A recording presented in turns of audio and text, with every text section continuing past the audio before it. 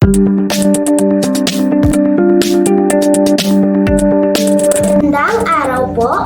Ako si Johanna Cesty Legislador, ang inyong tagapagbalita mula sa SPA Express Balita. Balitang mabilis, serbisyong tapat.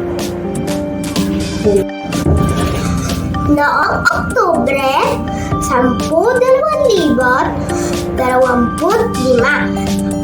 yumanig ang malakas na lindol sa Mindanao. Ayon sa PHIVOLCS, ito ay may lakas na 7.4 at nanggaling sa dagat malapit sa Davao Oriental. Sa Mati City at Davao City, may mga nasirang gusali. At sa Davao de Oro, may mga nasugatan. Naglabas din ng babalasta tsunami sa ilang lugar sa Surigao, Leyte at Samar. Narito ang video ng SMX Davao. Ako!